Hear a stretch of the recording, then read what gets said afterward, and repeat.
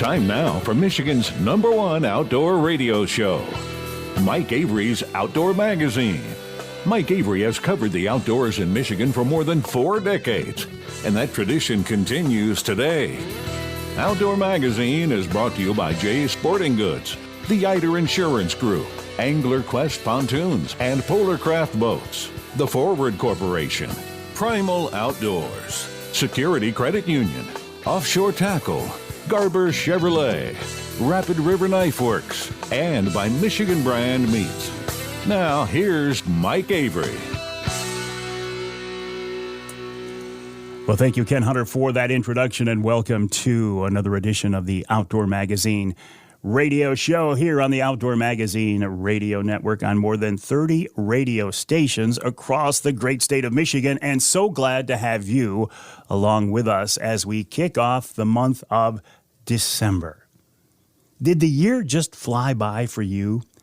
Because it certainly did for me.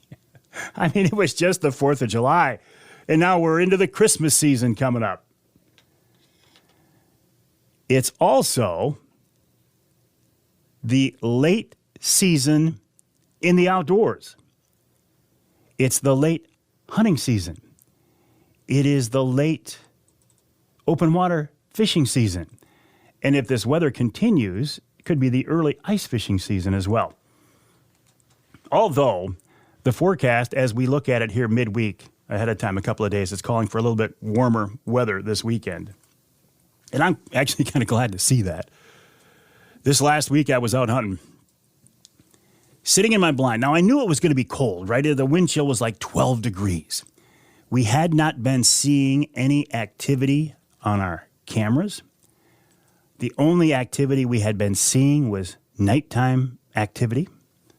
A lot of does into the food plots at night, a few small bucks. But I thought, with it being really cold and snowy, maybe that will push some of those does into those food plots just before dark. So I got all bundled up. I headed out to my blind, and I had a heater. I knew I had a heater waiting for me in the blind, so I knew I was going to be comfortable. So I had my Brenton 350 Legend. I'm all hunkered down in the blind. I got good visibility. It's snowing. It's a beautiful night. And about an hour into the hunt, my heater ran out of juice.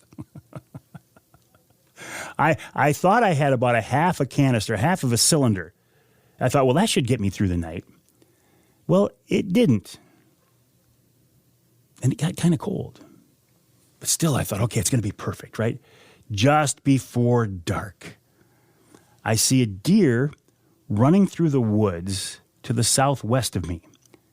My first thought is, this is a doe being pushed by a buck. So I get the Brenton swiveled around that direction. I'm trying to see what's going on. A lot of movement, a lot of, something is obviously, I thought, being pushed. Runs off to the northwest. I thought, okay, well, that's all I'm going to see of this deer. About 10 seconds later, the deer comes back. I'm pretty sure it's a doe, so I'm looking for the buck behind her. Why is a doe going to be running around like this if she's not being pushed by a buck? The deer runs across the food plot in front of me. This is right at dark now. So I'm trying to get it in my scope. It's close enough. I'm having a hard time getting it in my scope. It's moving fast enough that I don't get a good look at it. And I thought, just for a fraction of a second, I saw a little bit of a rack on top of it. So then I thought, well, maybe it's a young buck. But why is it, had it been a young buck, I wouldn't have shot it. Had it been a doe, I would have shot it. But I didn't get a shot. So I'm still trying to put a doe in the freezer. You wouldn't think it would be this hard. I think I am being tested this season. I went into this year with 3 goals. I wanted to shoot a Michigan turkey, I wanted to shoot a bear, and I wanted to shoot a big Michigan doe. I got my turkey, I got my bear, and I still haven't shot my doe yet. But I'm not giving up. And if I'm reading the regulations correctly, I've still got a lot of time. If I'm reading the regulations correctly, the county that I'm in will allow me to continue to hunt with my Brenton 350 Legend right on through the muzzleloader season. And if I'm reading the regulations correctly, when the muzzleloader season ends, the late doe season begins and I can continue to use my Brenton 350 Legend. So in effect, it is a firearm deer season from November 15th right on through January 1st. If I can't take a doe during that time, I should just give it up and do something else. It won't be ice fishing, but I should do something else.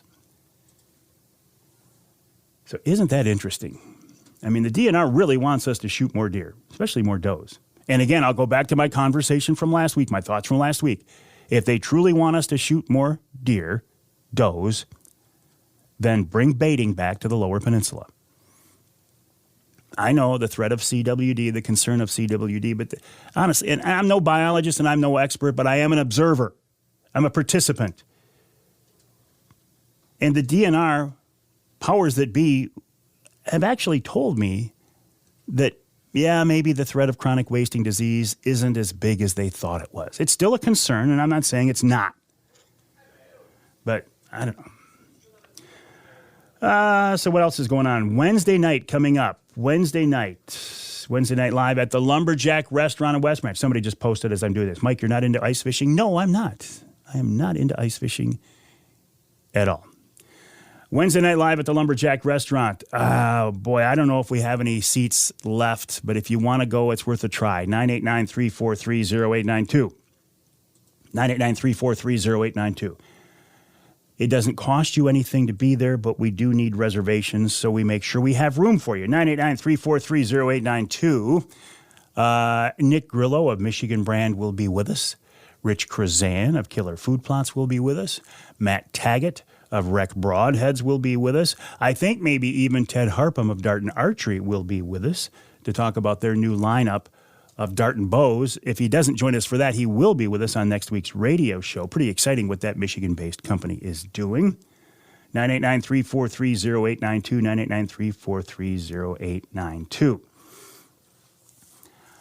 989-343-0892. If you are on Instagram, this is a blatant self-serving plea. If you're on Instagram, I would ask you to go over to Mike Avery Outdoors on Instagram, Mike Avery Outdoors, and like my feed or follow it or whatever the term is on Instagram. I'm really having a hard time growing my Instagram audience. I'm kind of stuck at like 8,300, where my Facebook page has 83,000, Instagram has 8,300, and the content is very similar. So I'm doing something wrong over there. I realize that. But if you could kind of help this old guy get that Instagram presence a big boost, I would appreciate it. So if you're on Instagram, you go over to Mike Avery Outdoors and help me out there. I would certainly appreciate it. Speaking of self-serving things, if you have heard a repeat Outdoor Magazine radio show on your local radio station, I apologize. It hurts me and it makes me mad when I hear about such things. Mistakes do get made. We are humans and we make mistakes. I would never call anybody out for making a mistake because I make probably 100 mistakes every day or maybe 100 mistakes every hour every day. But I do want you to know that I take this very seriously. I take your time very seriously. I would never waste your time by repeating a radio show. I've been doing radio, I think, something like 30 years now, and honestly, I don't remember ever repeating a show. There may have been one repeat when a family emergency came up at the last minute, but I can't even verify that. I will be in this studio every week. I will record a new Outdoor Magazine radio show every week as long as God allows me to do it. So if you are hearing a repeat, there has been a problem somewhere along the way. And it's likely right now not with your local affiliate. It's at a level a little bit higher than that. So I've been talking to the folks that I'm working with that are our satellite distributors, and we're looking to make a change because this is unacceptable. If your local station has a repeat on, and this is about the only time I would actually tell you to leave your local station and go to the podcast version, the podcast version is always a new version because I take care of that myself. So if you're hearing a repeat, I apologize. One more completely personal and very personal comment here before we get to the break. This last week, I celebrated an anniversary myself. It's been 5 years since I had bariatric surgery, the sleeve, to lose weight. And I lost 115 pounds. And I'm still down like 100 pounds. So it was a surgery that changed my life. And people tell me all the time, Avery, I'm glad you talk about it because it's given them the incentive to go out and do something that changed their life as well. So, been kind of a big week and kind of a cool week, and I'm so glad I did that. Coming up on this week's Outdoor Magazine radio show after the break, Jeania Canel of Jay's Sporting Goods, then Tom Campbell of Woods-n-Waternews in our second hour, Ali Shakoor, Lieutenant Joe Molnar of the DNR, and Tim Roller plus Dixie Dave in hour number 3 of this week's Outdoor Magazine. My name is Mike Avery, the website MikeAveryOutdoors.com, the email address Mike@MikeAveryOutdoors.com. I am so glad that you're along with us and hope you can spend some time with us right here on Outdoor Magazine.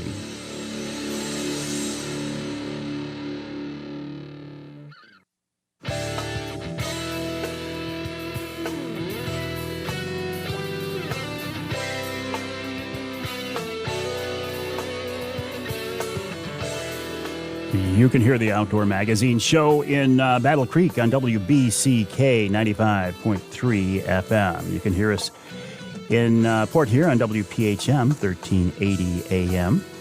And you can hear us north of the bridge in Newberry, WNBY 1450 AM. This segment of Outdoor Magazine is brought to you by, need I say more? Brought to you by, that's the sound of my Rapid River knife opening. The Rapid River knife that I just took out of my pocket. I carry one all the time. I think Rapid River is a great Michigan company. Handmade pieces of art designed to be used, made by craftsmen in Michigan's Upper Peninsula. I would strongly encourage you. You've still got time before Christmas. Stop by their showroom on US 2 just east of Rapid River, and you'll see what I mean. You can get a knife. You can have it engraved. Their knives are guaranteed for life. The website, rapidriverknifeworks.us, rapidriverknifeworks.us, if you can't make it to the showroom. And you can buy, if you can't make it all the way up there, if you go to Jay's, at least I know Jay's in Clare, Jay's Sporting Goods in Clare, they have a pretty good selection of Rapid River knives. We are going to give away a Rapid River knife at our Wednesday night live at the Lumberjack Restaurant next week.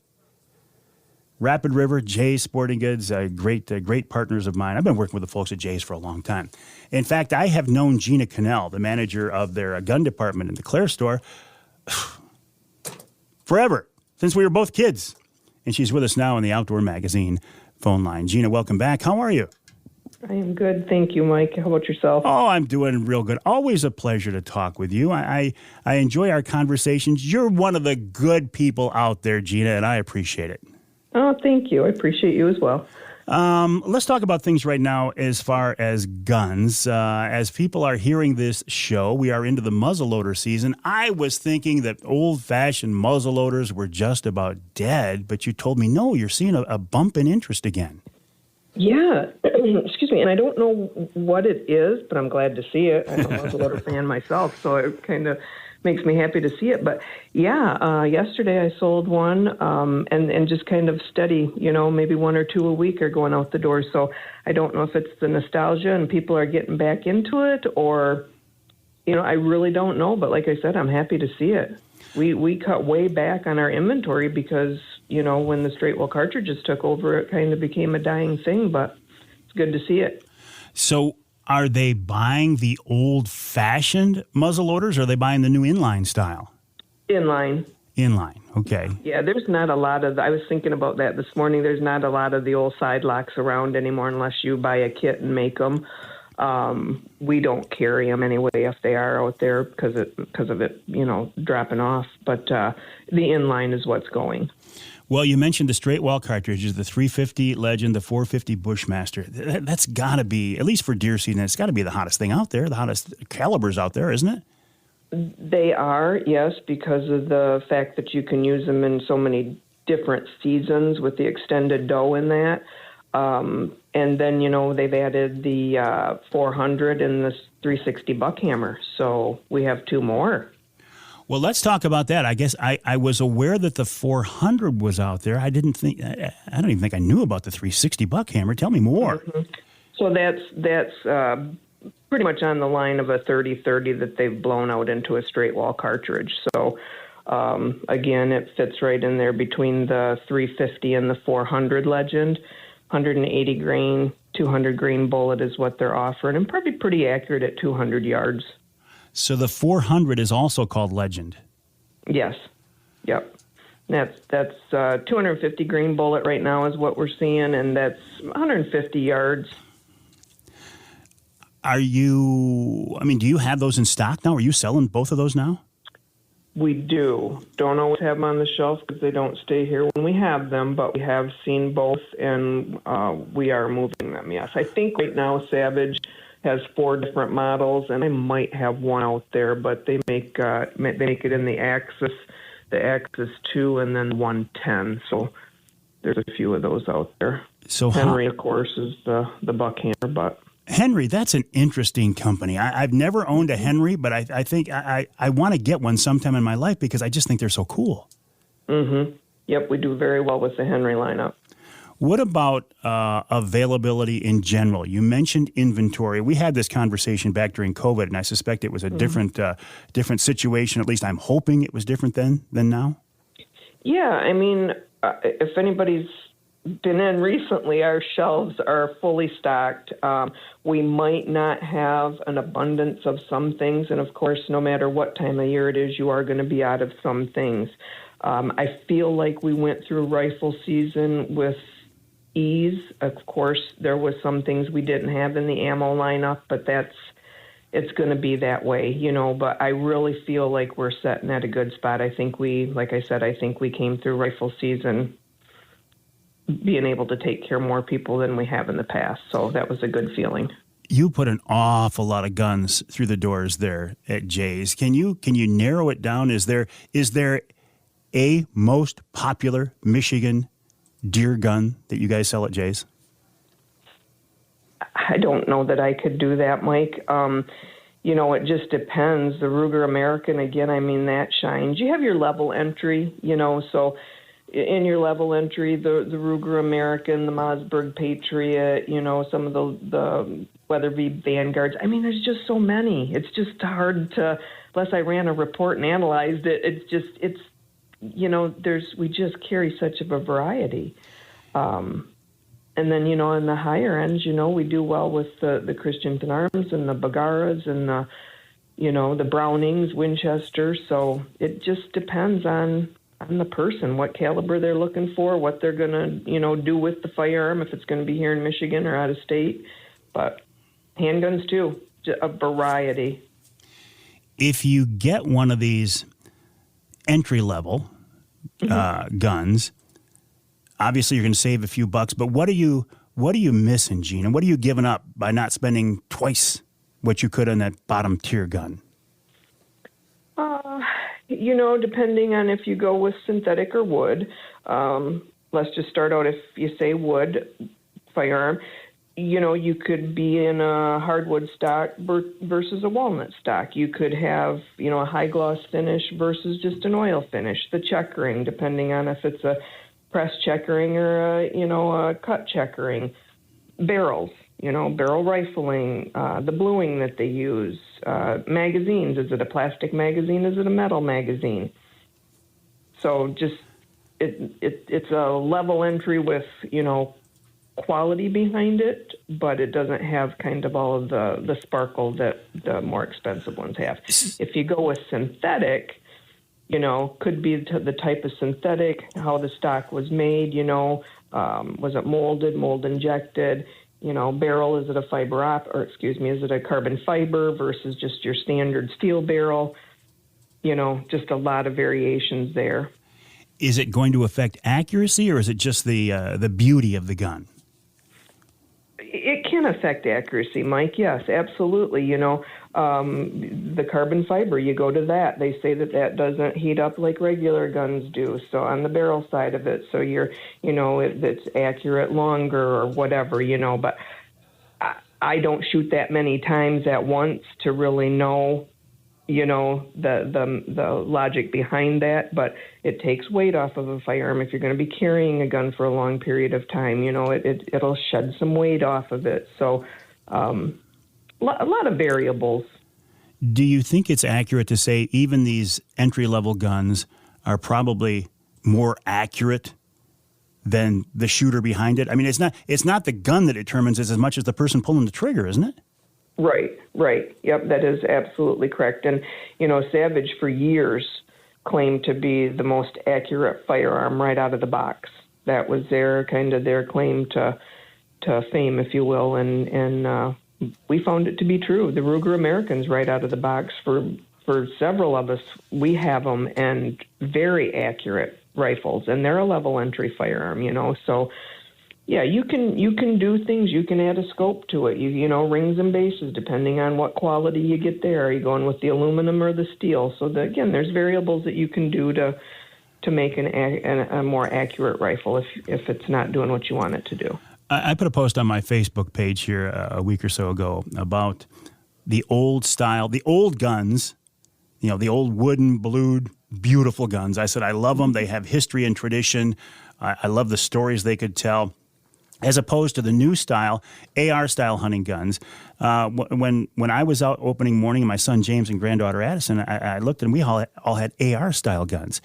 Mm-hmm. Are you selling many of the ARs, or are people sticking with the old school, the old style? It's old style. We have had some of the Brenton firearms that are hunting ARs. We have moved some of them.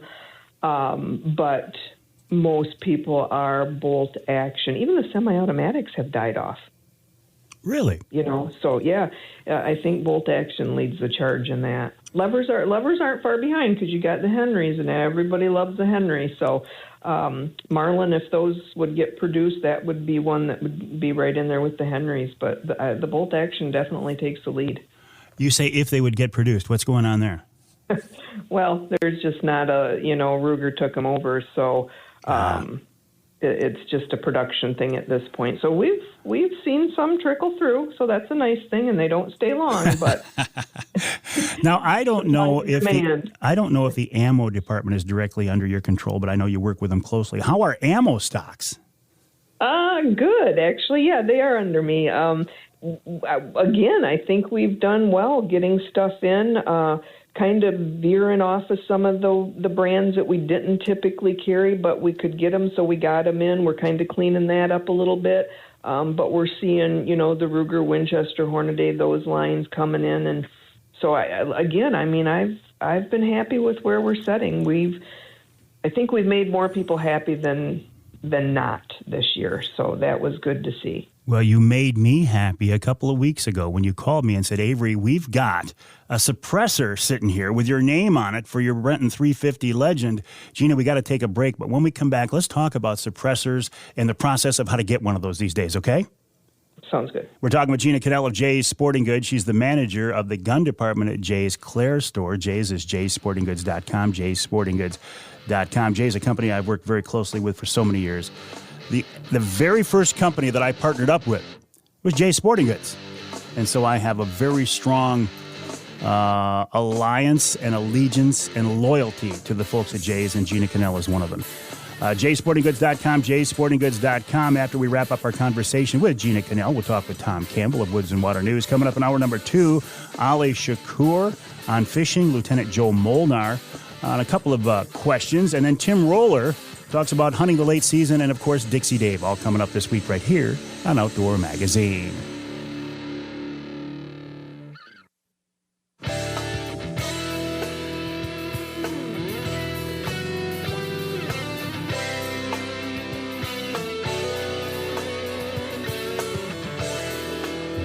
We're the Outdoor Magazine show in Carroll on two stations, WKYO 1360 AM and WIDL 92.1 FM. You can hear us in Lansing on WILS 1320 AM. And you can hear us in Escanaba, the Riviera of the North, on WCHT 600 AM 93.5 FM. This segment of Outdoor Magazine is brought to you by Killer Food Plots, Michigan-based, family-owned Killer Food Plots. Now, I realize right now that you're not out there putting in food plots, but you are likely hunting over your food plots. And don't forget, Killer Food Plots has a lineup of cover scents and attractant scents as well. And Rich Krazan of Killer Food Plots will be with us in person at the Lumberjack Restaurant in West Branch this coming Wednesday for our Wednesday Night Live. The website for Killer Food Plots, killerfoodplots.com, killerfoodplots.com. Talking now with Jeania Canel of Jay's Sporting Goods, their website, jaysportinggoods.com, jaysportinggoods.com. I was saying before the break that Jeania made my day. She called me up and said, we've got a suppressor here for you. And I was a little bit surprised because this is something I'd been working on for a while. Didn't even know if it was going to happen. So Jeania, the fact that you have one there for me made me very happy. But I asked you a really stupid question because you told me the week before the firearm deer season opener, and I naively said, can I pick this up and have it by the 15th? And you just laughed at me. Yeah, it'd be nice if it was that easy. So how does this process work, Jeania? Well, our suggestion is that you come in prepared, and what I mean by that is do your homework, research, look them up, see what gun you want to put it on, do your research that way, so that when you come in, you have an idea of what it is you're looking for that suppressor to do. If you don't do that, that's fine. I have qualified staff here that can show you what we have. They will ask questions such as, what gun or guns are you going to put it on? Some of them are multi-cal, so you can, use it for a variety of firearms, if you will. So that's the first part of it. From there, I like to call it a process. So we have to keep in mind we're dealing with, we use Silencer Shop, so we use their kiosk to do the Form 4. And then we also are, and they are linked in with the ATF. So you have, kind of three venues that you're working with, if you will. So you're going to pick your suppressor out. You're going to go through the kiosk. You're going to put your suppressor in layaway. And we are going to, once you've got everything done, you're going to build an account with Silencer Shop. You're going to buy your tax stamp once all that's done. I attach your serial number to your form. Your waiting time begins. You also have to go on to the ATF website and create a profile for yourself under their e-forms because you have to certify your form and you need to have a username and a PIN number. So we walk you through all of that, but it is a process. We like to ask that you come in and allow yourself at least 1 hour to spend with an associate to do the process. At least 1 hour. You're tying up an hour of your people to go through this process? Yes, it can be that. Especially on the first one, Mike. But once you get the first one under your belt, it's pretty simple. Your form is in the kiosk. It's usable. They Silencer Shop sends you an email if you need to update your fingerprints or your picture. So once you get through that first one, the ones after that are a breeze. Okay, so from the time I come in the store at Jay's there to do this, how long before I can get my hands on that suppressor? I'm going to safely say 7 to 9 months. Ooh, if I want to do it for next season, I better get up there. You better get on the ball. Yes. Yep. So do you have suppressors there in the store that I can come in and see and put my hands on? I can't walk out with it that day, but I can see what I'm buying? Yep, absolutely. Oh, yep. okay. We have a showcase dedicated to suppressors. We carry several different lines. Being hooked up with the Silencer Shop, they also carry suppressors. So you can buy from them and have it sent in here. So if it's something we don't carry and you see it on their website, it's easy to do. If you don't want to deal with that, and there's some other company that you have just found out that this is the way you want to go, you can buy it from them. It can be sent into here. We do have a fee for that, of course, because we're still running all the paperwork and, doing that. But so, yes, there's possibilities for us to get it off Silencer Shop, or you can buy it and have it transferred into here. I think the one waiting for me has a Brenton name on it, but it was made by GSL, and I understand it's multi-cal, so I could use it for other calibers as well. Am I going to lose accuracy by getting a multi-cal silencer or suppressor? Not that I'm aware of. I don't think so. I'm going to have to be honest. I'm not the one probably that has all the answers in this. I'm still in the learning phase, and I haven't bitten the bullet yet and got one. So I listened to the guys and tried to take, what they have to say.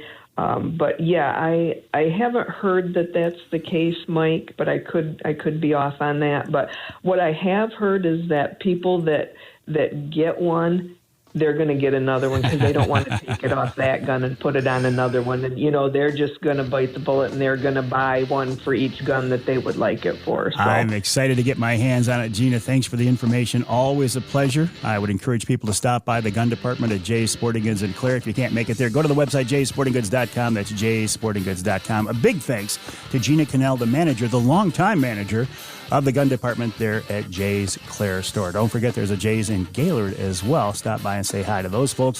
The website the same, jaysportinggoods.com, jaysportinggoods.com. We'll take a break. When we come back, we'll wrap up this first hour with Tom Campbell of Woods-n-Waternews.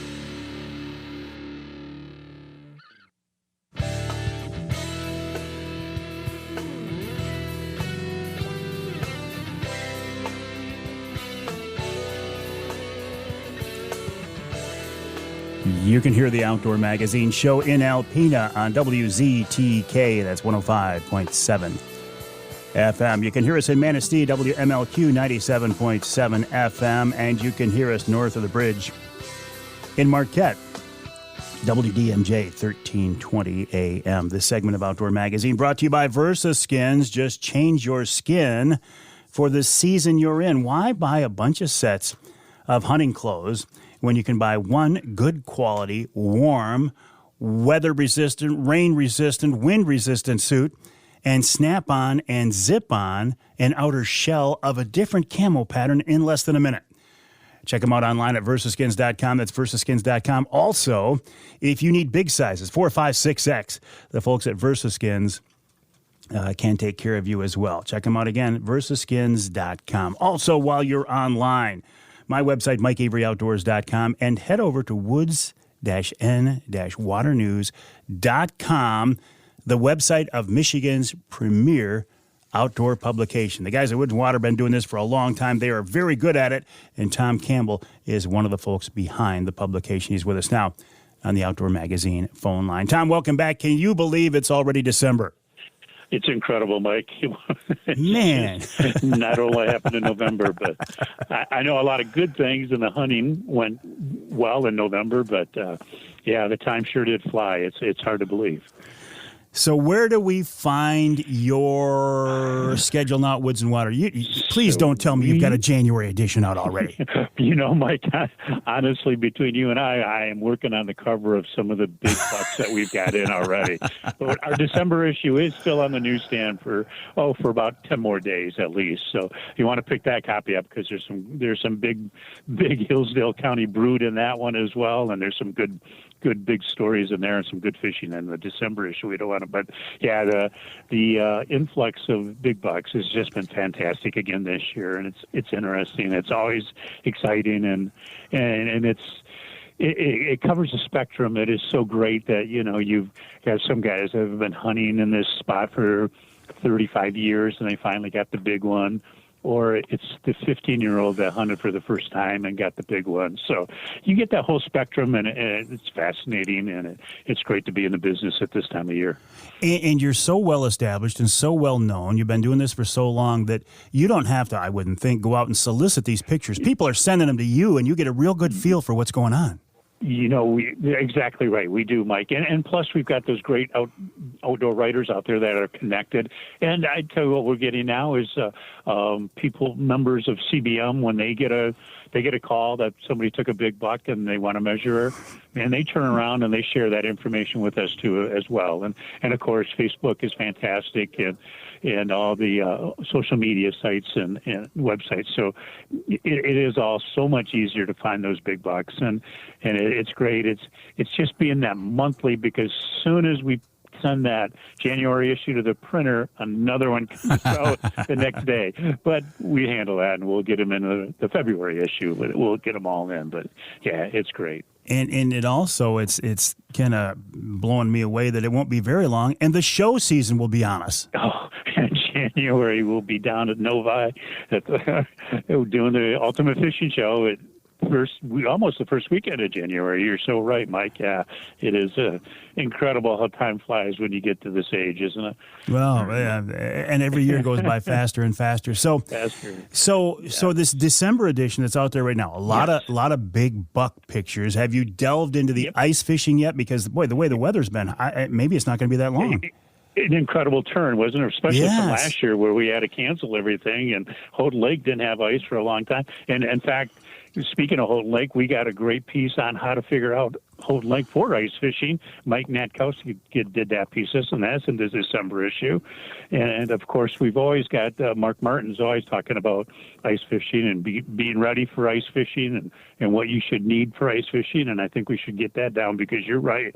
And right now, the places we're hunting right now, the small ponds have ice on them right now. It's pretty incredible for this time of year. Yeah. I'm sure it might change, but yeah, absolutely. We want to be ready for that. Plus, in addition, one really unique thing about the December issue is everybody talks about the Detroit River in April, and everybody knows about the April fishing, walleye fishing on the Detroit River. Well, Mark Romanek did a piece about, wow, November fishing can almost be as good, if not better, because there's less fishermen on the Detroit River, and you should look to take advantage of that. And he did a great piece for us on that issue, too. I know. That whole thing kind of took me by surprise. Like you say, you're used to hearing about it in the springtime.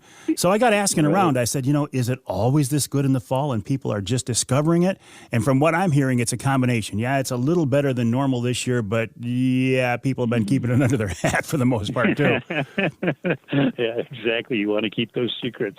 Yeah, absolutely. And then Woods-n-Waternews comes out with a big article and blows it all up. That's right. We're going to spoil the fun. We want to share. We want to share it with everybody. Everybody should have that opportunity, right? Tom, always a pleasure. Keep up the good work, and we'll talk again soon. Thanks, Mike.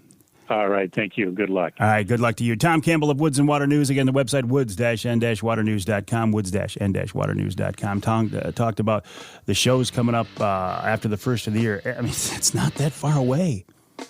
They will be there. You can see them in person. And if you can't, again, go to the website, woods-n-waternews.com. We'll take a break for the top of the hour. When we come back, we might actually talk a little bit more about that Detroit River fishing and much more with Ali Shakoor as he talks about late season open water fishing, gets us ready for the ice fishing. Then Lieutenant Joe Molnar of the DNR answers a couple questions about what gun can you use during the muzzleloader season and the late doe season. And this week's Ask Avery segment talks about hearing protection. I got a vested personal interest in that one.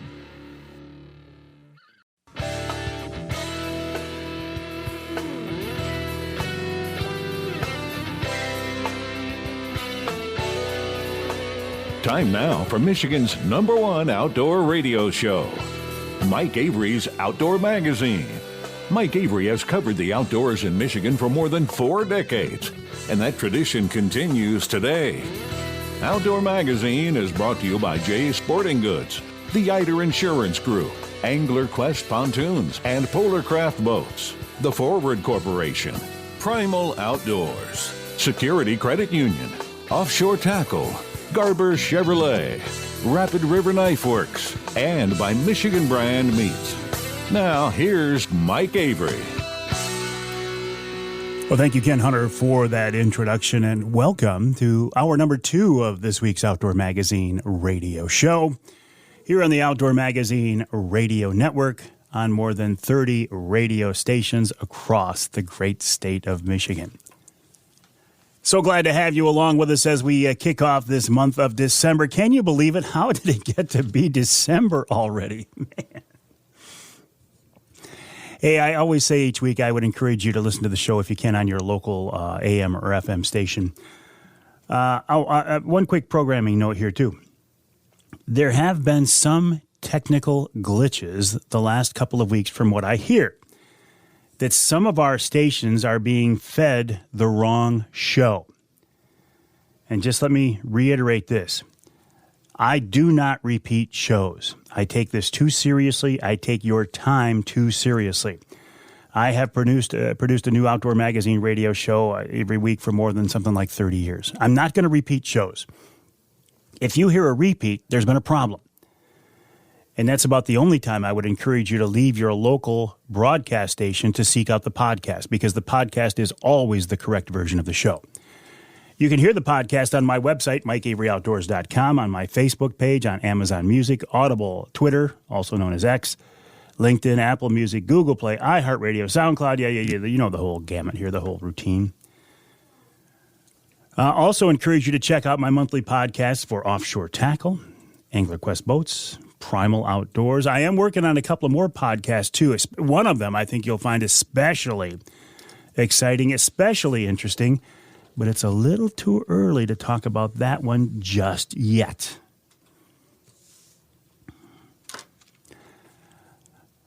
One of the reasons I love doing this show so much, well, there are so many. I've been blessed so much to do this show, but one of the reasons is that I truly enjoy the conversations that we have here. I truly enjoy talking with people who are so knowledgeable. They are such experts. They are such great communicators. They love to tell stories. They love to tell about their adventures, and they love to educate and entertain and inform us. And I'm right there along with you as a listener. And one of the people I love to talk with is Ali Shakoor. I have honestly never met Ali in person yet, but I feel like I've known the guy for years. He's just one of those guys who's easy to talk with. He's so interesting, has such a wealth of knowledge, and he's with us once again on the Outdoor Magazine phone line. Ali, welcome back. How you doing, buddy? I'm doing well, man. Thanks for having me on. And before we even get going, man, I'm excited, man. I want to hear more about this podcast. I will say it's not fishing related, which I know, you're an avid outdoorsman. It's not just fishing. And it is with a person who is one of the best at his craft in the world. And that's all I'm telling you.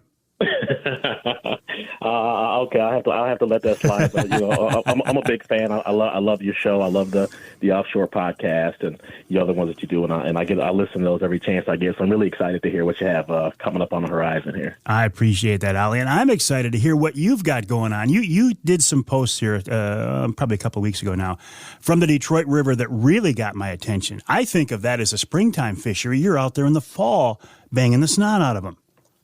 Yeah, that fishery's been there. There's a lot of people who go out and fish in the fall. It's been kind of kept on the wraps for years, but with social media, it's kind of getting out. But it's a great fishery in the fall. That jig and bite. It's not a spawning run. It's not as hot and heavy as in the spring most days. Although there were a couple days a few weeks ago, last week, where I was out and I was fishing with two rods. I couldn't keep both rods in the water. So it's a great fall time fishery, and it's something, if you have not been out to check out, I would suggest that people get out there. Now, how long will that go? I mean, the river, there's too much current for it to freeze, right? Can you fish that all winter long? As long as it's not frozen, there's fish to be caught in there. Same thing in the summertime. I'm out there in July also jigging up fish. So it's just kind of, like I said, it's really not that widespread known about, except for, a lot of the local folks. But I'll be out there until the ice flows start coming down. Oh, that's what it is. It's ice flows coming down from upstream? Yes, yeah, coming out of Lake St. Clair. And it gets pretty clogged, especially further up above the Belle Isle Bridge. But, we get away with fishing out there pretty darn late in the season until it gets to be unfishable. What else have you been doing? Are you a hunter at all, Ali? I am a hunter. Small game, deer. I do it all. Like the saying goes, I am a Michigan man, so I take advantage of every season that we're allowed to partake in. So what are you most excited about right now? Is this open water fishing, or are you looking forward to ice fishing? Well, ice fishing means the weather's getting really cold, so I can't say I'm super looking forward to it, but I enjoy ice fishing also. I really get a kick out of this late season fishing. A lot of the fish are starting to put on weight again, heading in the wintertime and everything, but you can't bite in early season, bluegill bite, shallow water. So I'm kind of, living the best of both worlds this time of year usually. Well, that's what I was going to ask you, and I appreciate you leading me into this. I oftentimes, and this is my personal bias, I think of big water because I'm a Saginaw Bay guy and a big river guy. And I know the fishing, Lake St. Clair, Lake Erie, Saginaw Bay, and in the rivers in the fall can be outstanding. But what about these inland lakes that I often overlook? The inland lakes are fantastic. And talking about that, even the big water that you mentioned, still you're getting some early ice action in the back bays and the canals and things like that usually will ice over about the same time as some of the inland lakes. But the inland lake fishing, state of Michigan, I grew up in Jackson, fantastic fishing. I love it. Like you said, it's hard to get away from the big water, but it's outstanding fishing. The inland lakes are great. Your background, I find fish fascinating. Michigan man, I love that. You grew up hunting and fishing, and you found a way to kind of work that passion into what you do for a career and what you do as your passion, right? I mean, you got your hands in a lot of things these days. I do. So I'm doing the fishing thing and, hunting and fishing for fun. Starting to step up the communications aspect. We did a show with the Next Bite on the Detroit River this time last year. We're shooting in Saginaw next week, another show for the Next Bite. Have some other stuff coming. Just shot some content with St. Croix on the Detroit River. So the communication things are happening, but also just, the career as a biologist, as an ecologist. I love the Great Lakes. I feel like I should be a kind of a caretaker. So I've been able to kind of take those interests and mold it into a career a little bit. Next Bite, Ali, you're running with the big dogs. Yeah, it's fun, and geez, I learned so much. People always ask me these questions. They say, "Oh man, you know so much," but the more I see and the more I learn, the more I realize that I don't know everything. I need to learn more. So I'm always trying to be around people who have more experience than me and who've seen more things than me. And being with those guys, there's some other fishermen, lots of local fishermen also. I just try to take those opportunities to learn as much as I can and interact with those people. All right, I'm gonna ask you a question that's unfair to hit you with right here on the air. I should have asked you this off air, but Cavias, Parsons, these guys are getting up there. I mean, they're my age. They're not going to do this forever. Are you looking to work your way into like co-hosting or something more with that show? No, never. Those guys are next level, both in fishing and communication aspects, and also just great people. They're outstanding individuals. I'm looking to kind of create my own niche, which I've tried to do with the communication aspect, right? Communicating the science and the fishing and linking the two together. So I'm just trying to kind of make my own way, at my own pace. Eventually, I'd like to get there, but I feel like I have a ways to go yet. So where do we find this content you're talking about? Is it Facebook and Instagram or YouTube, or where do we find you, Ali? Well, the Next Bite show, of course, aired on the Discovery Channel. It's also on their YouTube page with the Next Bite. The St. Croix content is going to be on my social media and also on St. Croix's website and their social media. And then the stuff that I'm filming on my own, that's going to be on my Ali Shakoor fishing page on Facebook, and I'll be putting some short snippets on Instagram. Also, I have a YouTube page that's going to be going up soon. So we've been doing a little bit of filming and playing with video equipment and everything, just kind of trying to we're going to be putting out little snippets and then increasing size into some short fishing / educational type shows. Well, you talk about your background as a biologist. That's what I find very fascinating. And I ask you this every time we're on here, but I just believe that your ability to look at a body of water from a scientific perspective has got to give you a little bit of a unique look inside that a guy like me just doesn't see. It does a little bit, but there's also the experience factor. Once you've been out enough time and you've seen enough things, a lot of people may not have the technical definitions of what's going on, but they still have a great understanding of what's happening ecologically in that system and where things are and where things should be and why, what's happening is happening. I just kind of take it to the next level where maybe have a little bit better understanding of the scientific or ecological processes that are going on. And it's really eye-opening. It's really cool to see. But it's also taught me that there's a lot of repeat. And usually the only thing that changes in what I see from body water to body water is, magnitude, basically, changes, how big the changes are. But, yeah, it kind of gives me some interesting insights when I go to different places. Hang tight, Ali. We got to take a break. We're talking with Ali Shakoor. You can follow him line Ali Shakoor Fishing. Ali Shakoor, A-L-I, Shakoor, S-H-A-K-O-O-R. Ali Shakoor Fishing on Facebook, Instagram, and look for YouTube coming up as well. We got to take a break. When we come back, I want to talk with, Ali mentioned the word caretaker. In fact, I made a note that stood out. So we'll ask him about that. More early season ice tips and other topics as well after the break right here on Outdoor Magazine.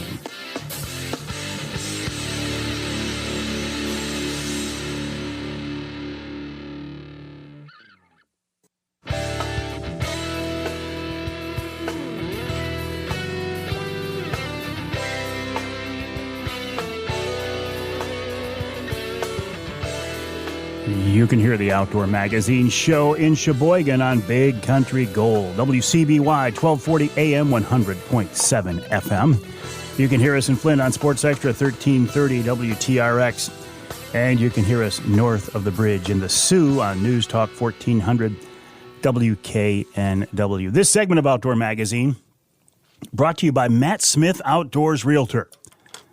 Matt's a great guy, good friend of mine, known him for a long time. And he is an expert at finding recreational properties and vacation homes for your family. I had Matt on the show here a few weeks ago, and he brought up some very interesting points. I was asking him, about prices and interest rates and all this stuff. And he says, yeah, those are certainly factors, right? I mean, we can't avoid those. But he said, you got to look at it from a bigger picture. You've got to look at it at where your family, what point is your family in this life here on Earth? Do you have a young family? Are you in the middle of your career? Are you older with grandkids? I mean, what do you want to do? Do you want to have that place on the lake? Do you want to have that recreational property? Do you want to have hunting land? It can be kind of an overwhelming topic. Well, Matt can help you out. Oh, also, if you're just looking for, I shouldn't say just, it's the biggest purchase of your life.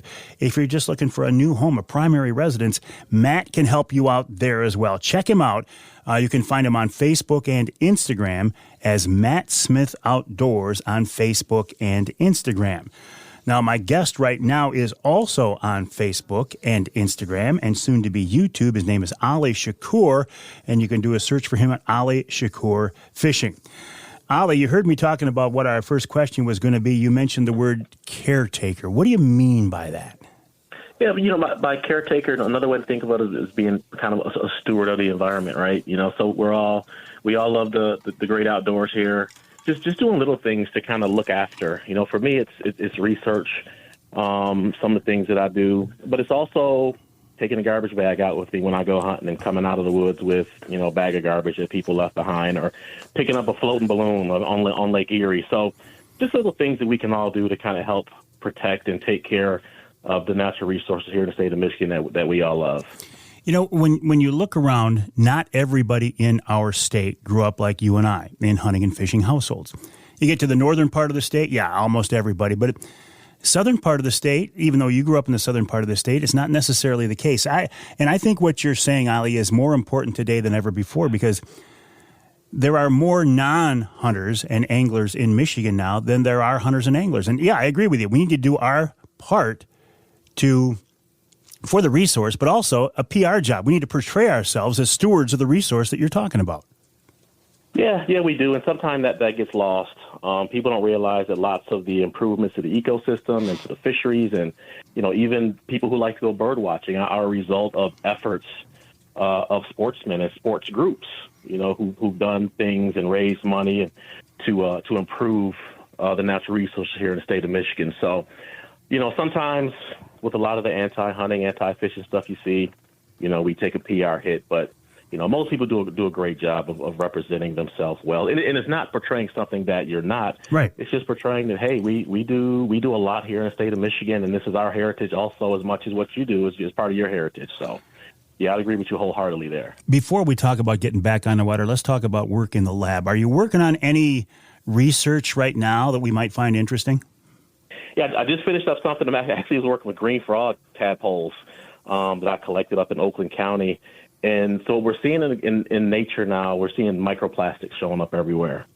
Starts off as larger particles of plastics, get broken down by wave action or different things, or comes out of, cosmetics, and it's showing up everywhere. It's showing up in polar bears in the North Pole. It showed up in a cave that no one had been in 30 years. It bubbled up in groundwater. So it's starting to show up in the tissue of fish. I saw a paper where king salmon in Lake Michigan had microplastics in them. So I'm just kind of doing some things with green frogs, tadpoles, and I'm doing kind of a multi-stressor look. So I'm taking a look at the impacts of harmful algal blooms, which we see on Lake Erie, in combination with microplastics, and what's happening. Is it impacting their ability to turn into frogs, to go through metamorphosis, and their growth, stress hormone levels, things like that, because they're kind of an important conduit between the aquatic ecosystem, because they live as tadpoles, but then they go to the land later on. So just trying to see if anything's happening with the movement of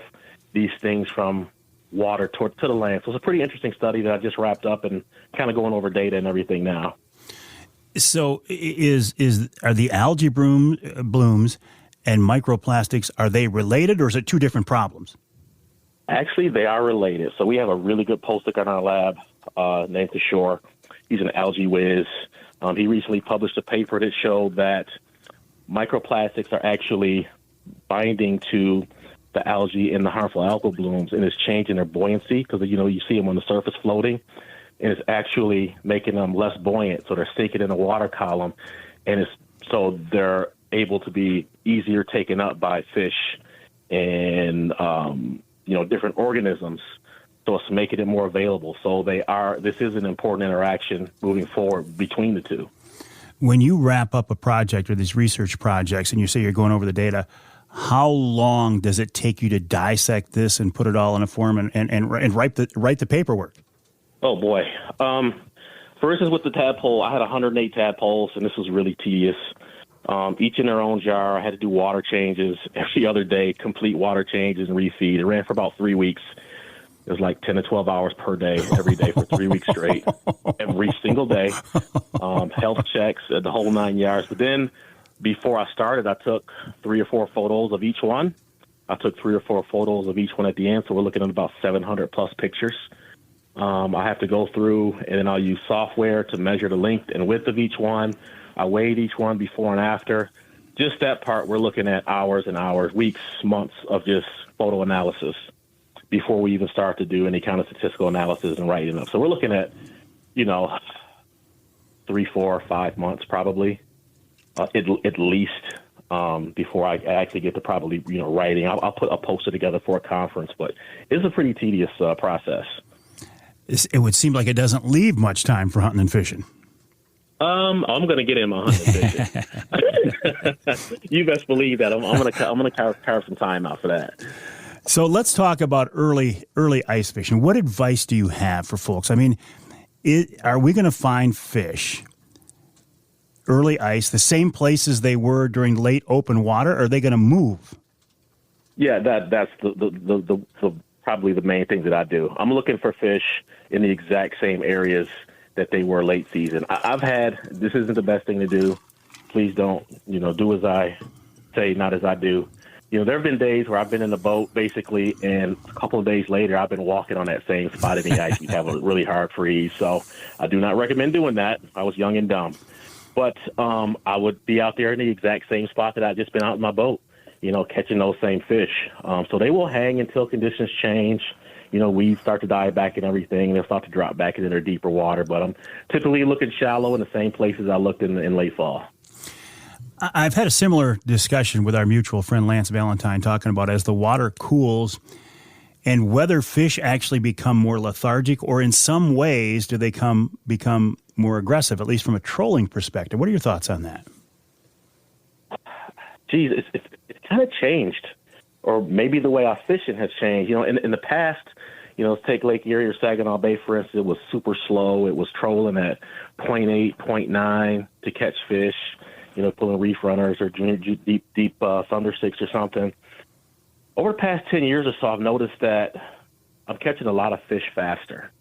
We were out in November in Huron, and we were catching fish at 2.7, 2.8. Water was still a little bit warm, but it was cooling. So it seems that, to me anyway, that there's been some changes with bait and some other things, and the fish are becoming a little bit more active in colder water, at least, in the areas that I'm talking about. Because you can pick up fish at about 3 miles an hour, and in the past, I never would have trolled that fast. So I think a lot of that is ecosystem related. The fish has to eat, regardless of whether the water's cold or warm, right? So it's going to do what it has to do to get the job done. When you say changes in bait, do you mean species or numbers? Probably a mix of both. Some smelts have been down. We all know this. If you've ever done smelt dipping back in the day, where smelt are now in the state of Michigan, spot tail shiners, just the different prey species compositions are, numbers are down. Gizzard shad have kind of shot up. Alewife run a rope. So you have this constant change, and then the fish have to change along with that. They have preferred species, but they're still generalists. So they're going to eat what they can, and they're going to change and adapt to get to that bait. So yeah, changes in both of those is going to impact how they act.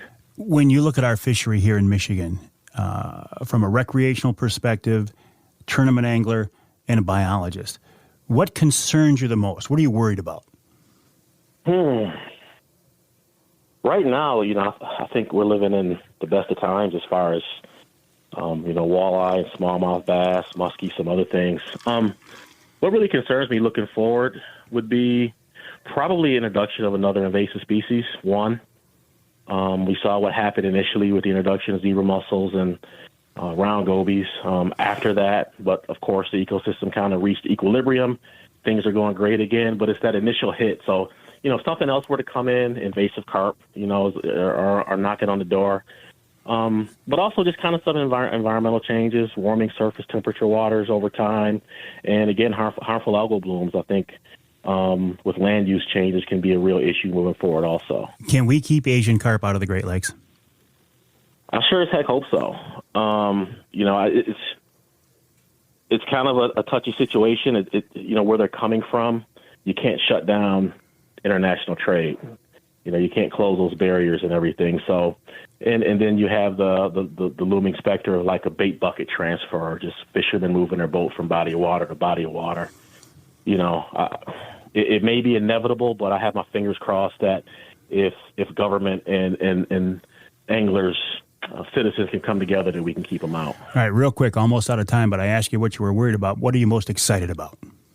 I'm most excited about how things are. And like I said, I think we're living in the golden era of fishing in the Great Lakes. Yes, there could be improvements. Yes, there may have been some other things that were better in the past, but I'm really excited about how things are in the state as far as the fishing goes, and just looking forward to getting out and enjoying it for as long as I can. Ali, always a pleasure. I enjoy our conversations. I'll wish you nothing but luck, and we'll talk again. Hey, thanks for having me. Ali Shakoor, a biologist, tournament angler, dad, all-around good guy. You can find him online, Ali Shakoor Fishing on Facebook and Instagram. Look for that YouTube channel coming up, too, Ali Shakoor Fishing. We'll take a break here in the Outdoor Magazine Show. When we come back, going to check in with Lieutenant Joe Molnar of the DNR. I want to talk with him about what guns can you use during the muzzleloading season and also the late doe season. If I read it right, I can continue to hunt with my Brenton 350 Legend right on through the first of the year. More after the break right here on Outdoor Magazine.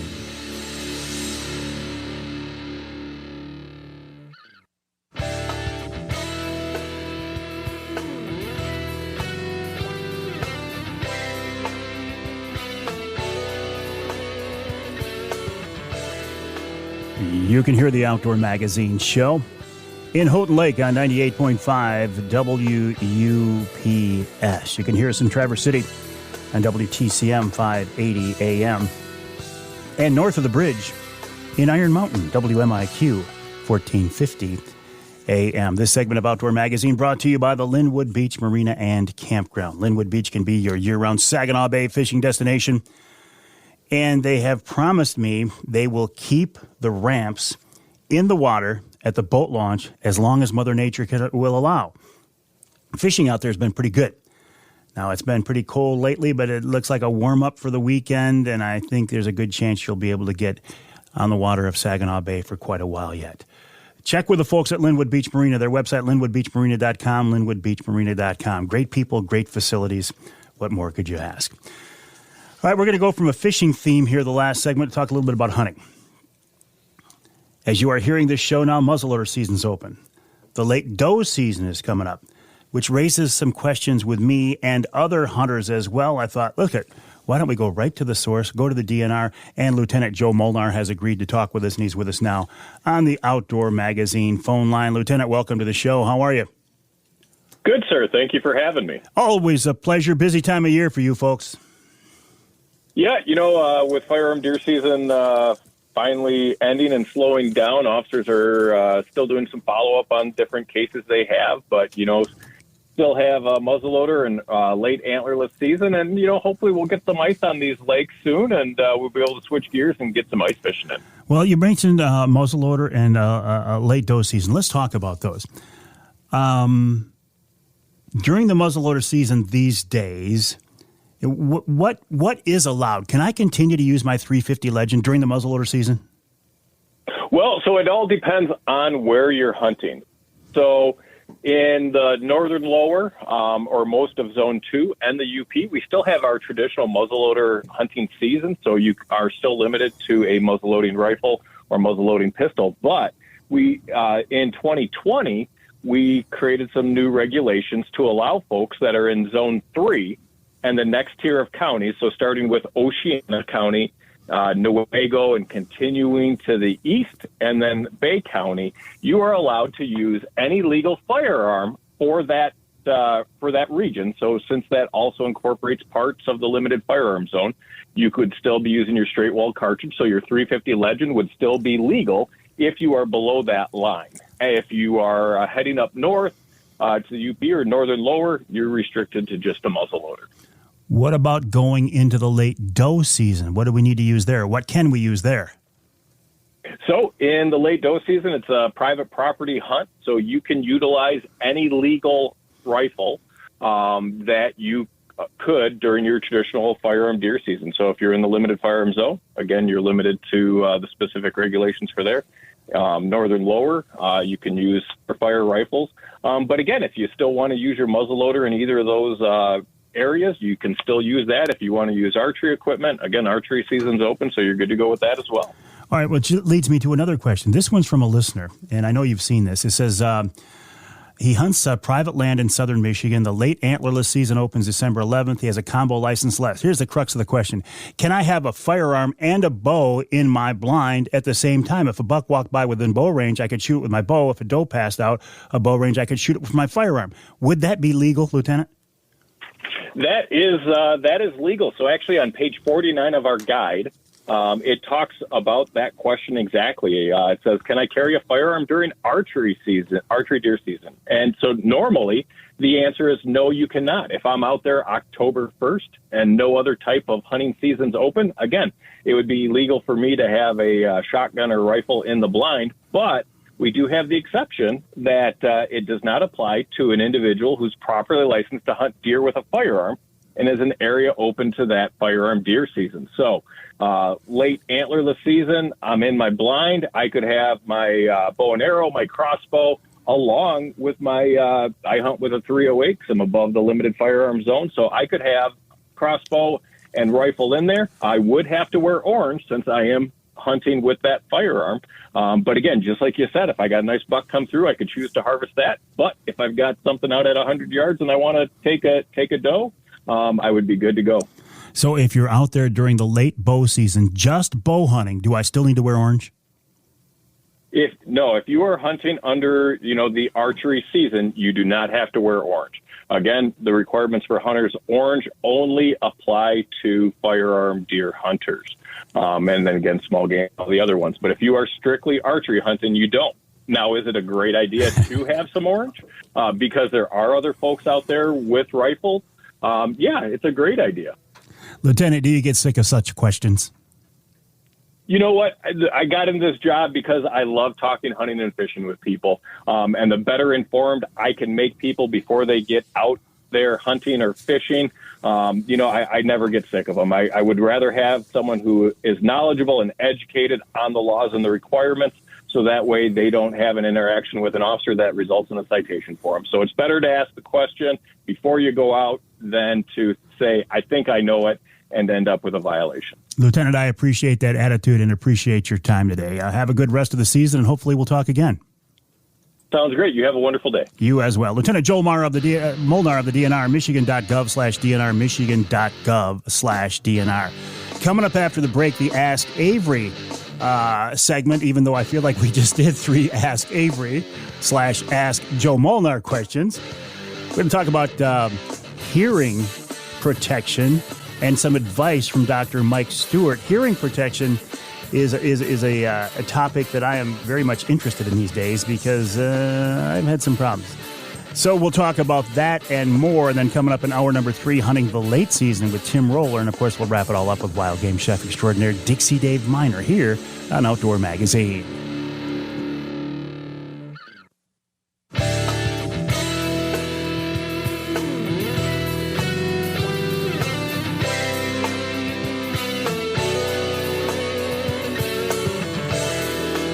You can hear the Outdoor Magazine show in Holland on WHTC 1450 AM 99.7 FM. You can hear us in Sandusky on WMIC 660 AM 95.3 FM. And you can hear us north of the bridge in Manistee on WTIQ 1490 AM 95.3 FM. The Ask Avery segment is brought to you each week by the good folks from Security Credit Union. Security Credit Union loves to work with outdoorsmen and women, and they can help you with your next outdoor adventure. Check them out online at securitycu.org. That's securitycu.org. You know by now, but I'll remind you the way the Ask Avery question works, the Ask Avery segment, is this is your chance to get involved in the content of the show. You can pose a question to me that you would like me to answer directly, or you can ask me a question that you would like me to forward on to somebody else. The best way to get these questions to me is to send me an email to Mike at MikeAveryOutdoors.com. That's Mike at MikeAveryOutdoors.com. That's exactly what Steve Miller of the Detroit Buck Club did. He sent me an email. He said, Mike, I know you have the ear doctor on the show every year. I don't know what they're called, but I'd like to get some of those earplugs with sound that amplifies sound and cuts out loud noises. He says, I've called a few doctors, and they don't know what I'm talking about. So I forwarded this question on to the doctor that Steve is talking about. It's Dr. Mike Stewart, formerly an audiologist and an instructor over at CMU, now retired, but a hardcore hunter. He says, what I would recommend is getting a pair of the Sound Guard custom in-ear hearing protection. He said you can contact any audiologist about this, but he needs to talk with a doctor of audiology, not a medical doctor. Mike Stewart says medical doctors are not going to be knowledgeable about this type of hearing protection. Mike also says another less expensive option would be the non-linear earplugs. He recommends Earplug Superstore. They have a great website with all types of makes and models of non-linear plugs. These plugs do not amplify sound, but they do cut out loud noises. Basically, they let the softer sound through, but attenuate loud sounds like firearms. Now, Steve, and following up, Steve Miller said the reason, he said, look, I'm going to go out, I'm going to reach out and get the good ones. He said he forgot his earmuffs on opening day and blew out his ears with his 450. He's never shot it without hearing protection before, and he says that thing is incredibly loud. I can relate to this completely. As I sit here in the studio right now, I'm still getting used to my new hearing aids. And I wish I didn't have to wear hearing aids, but I do. I'm kind of new to it, about 3 weeks now. And it takes a while to get used to these things. And Mike Stewart told me, he said, Mike, stay with these things. He said, wear them every day, wear them all day, and do it long term. He said it actually takes about 6 months for your brain to realize you're listening to sounds differently now, and you have to retrain yourself. So far, I like the fact that I can hear better, especially in loud, noisy environments. Do I like wearing these things? No. Would I prefer not to wear these things? Absolutely. But it's because of stupid loud music when I was young and dumb and stupid, and also shooting without hearing protection. It's one of these things, I'm always talking about tree stand safety and how almost every tree stand fall could be prevented by just wearing a full body harness. Hearing loss due to shooting can be prevented just by wearing hearing protection. And again, when I was young and dumb, I didn't do it, and now I'm paying the price for it. The other night, I'm sitting in my blind with my 350 Legend, and it's a pretty big blind, and I knew that if I shot, I wasn't going to be able to get the muzzle, the end of the barrel, out of the blind. Now, I'm sitting in an old, I don't know what it is, some kind of an old delivery truck, the back end of it, and it's metal. And I knew if I touched off that 350 Legend from inside that blind, I was going to have a problem, because I'm sitting there with hearing aids thinking, okay, these are not the nonlinear types. They're not going to cut out the sound. It's going to come through there and it's going to hurt. So I'm like, okay, well, how can I? So I actually brought some big earmuffs, the full-blown earmuffs like you'd wear on the range. Now, I didn't sit there with those over my head the whole time, but they were nearby so I could grab them if I had to. Again, hearing loss from shooting can be prevented. Don't do the stupid things that I do. And Steve Miller, I think you're smart, buddy, by reaching out and asking this question. Dr. Mike Stewart, I always appreciate your advice on shooting and hearing loss and how we can protect our ears. And again, a big thank you to the folks at Security Credit Union for making each week's Ask Avery segment possible. Check them out online at securitycu.org. That's securitycu.org. So we will take a break for the top of the hour. Boy, this show has just flown by. Coming in our third hour this week, our third and final hour, we will continue on the late season theme. And I am still blown away by the fact that I could start hunting where I am in the central part of the state. I could start hunting with a rifle, in this case, my Brenton 350 Legend, a half hour before sunrise on November 15th, and I can legally continue to hunt deer with that same rifle till a half hour after sunrise on sunset on January 1st. That is crazy. And if I can't shoot a doe somewhere during that time, I need to give it up. So we'll talk about hunting the late season and more with Tim Roller. And, of course, we'll wrap it all up with wild game chef extraordinaire Dixie Dave Miner. That's coming up in hour number 3 of this week's Outdoor Magazine.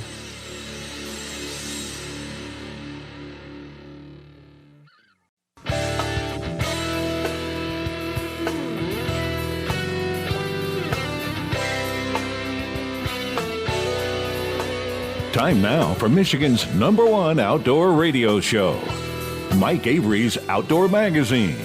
Mike Avery has covered the outdoors in Michigan for more than 4 decades, and that tradition continues today. Outdoor Magazine is brought to you by Jay's Sporting Goods, the Eider Insurance Group, Angler Quest Pontoons and Polar Craft Boats, the Forward Corporation, Primal Outdoors, Security Credit Union, Offshore Tackle, Garber Chevrolet, Rapid River Knife Works, and by Michigan Brand Meats.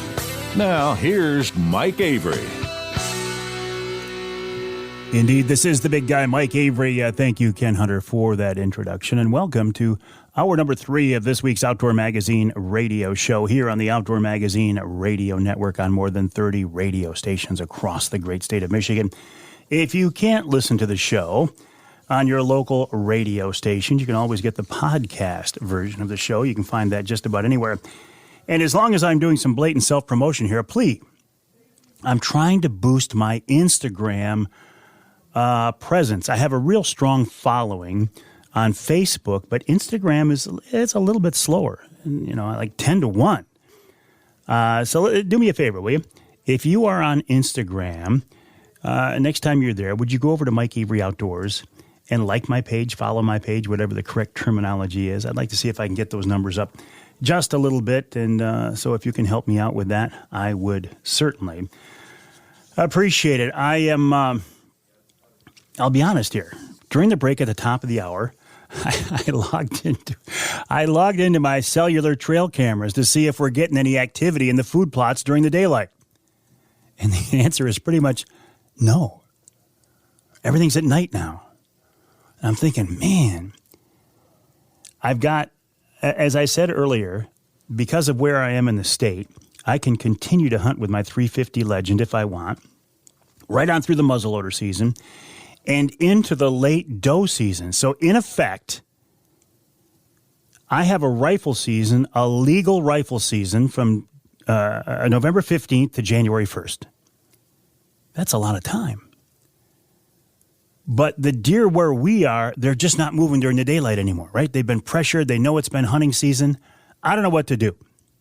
So I'm reaching out to my friends who are experts, who know what to do, who know what they're doing. Tim Roller is a guy who is an expert in the outdoor world, both hunting and fishing.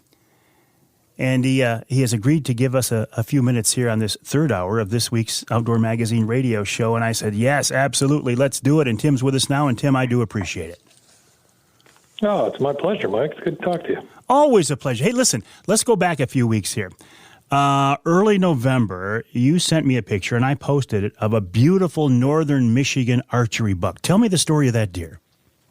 Yeah, that was a fun night there. So that's a deer that's on a piece of property that I own. I bought that piece 5 years ago, and that deer's been on there ever since we bought it. And I've had pictures of it. He had some distinguishing characteristics, and I think he just peaked out on what he was going to do rack-wise. He was pretty much the same this year as he was last year.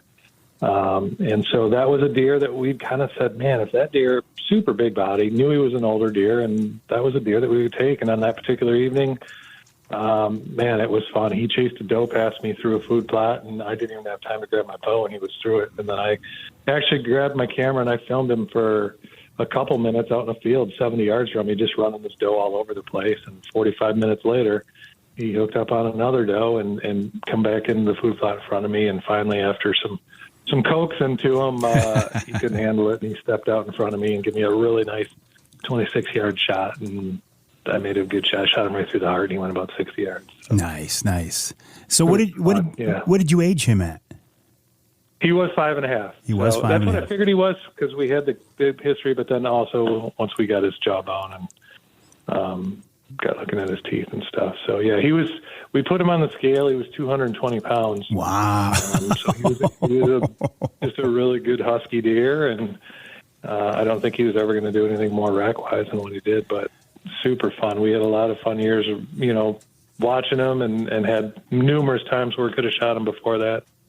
Decided this was a year, and between my son and I, we'd seen him a few times before this. This was the first time that we finally got a chance to get a shot at him. So it was fun. And a great example of what happens to a buck if you're able to give them the years to let them grow. They said, let them go, let them grow. Well, this is a great example of that. Yeah, and we lose a lot of deer doing that, right? I'm no different than anybody else. I've got, I know a lot of deer that get shot that we could have shot many times and that we let go trying to get the age on them. But I do know if I do kill them, they won't get an age on them. So, that's the end of that whole progression at that point. Yeah, you can probably assume the neighbor might, but for sure, if you kill him, he's done. So, looking at your hunting career, and I'm going back to when you had the TV show and you're hunting some really prime properties all over the place. Are there any hunts? Are there any bucks that stand out in your mind? No, they all do. I mean, it's, and I think anybody that's kind of into deer hunting pretty good, if you've got a deer on the wall, every time you walk by, you can, I don't care if it's 20 years ago, you can go back to the smells, the sights, the sounds, what was going on with that. I can't remember what I ate for breakfast yesterday, but I can go down and tell you deer I shot 20, 25 years ago, exactly what happened every second of that. So, it kind of tongue-in-cheek when I say all of them, but really, and I've got some really nice deer that I've been able to kill over the years, but, man, it's sometimes it's the ones that you aren't able to connect on or the so close, encounters that just almost those what-ifs kind of. I remember those just as much, and some big deer. And it doesn't necessarily have to do with size a lot of times either. I've got a deer.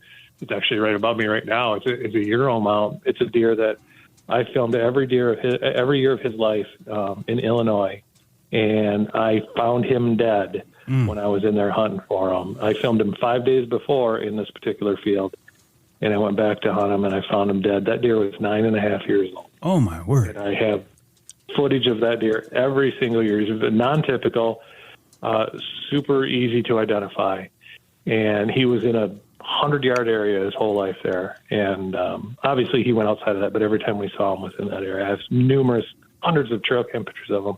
Never was able to kill that deer. But wow, I had 9 years of some pretty incredible footage of that deer when we were filming, and unbelievable memories of him. So what ended up taking him out? Just old age? I have no idea. That's one of those mysteries that I'll never know. Like I said, I filmed him. I almost killed him with a muzzleloader 5 days before I found him on the last day of the first muzzleloader season down there, and I went back 5 days later. Sat in that field. Didn't see him that night, but I watched it, and there was little humps in this field, and I watched right out in front of me about 150 yards, all these birds kept diving down into the field. I'm like, there's something dead over there. And so at the end of the shooting light that night, I walked over there, and there he was. At that point, the coyotes had really pretty much taken care of him. But, no idea. So he was an old deer. I remember a story one time. You were on a buck that was so big, you called me up ahead of time and said, look, I'm just giving you a heads up. If I take this animal, I want documentation that this is legit. I mean, remember that story? Yeah. Yeah, I called a couple people that I kind of trusted and then I knew had outlets to verify or to, I guess, not legitimize it, but just vouch for me that I was on it.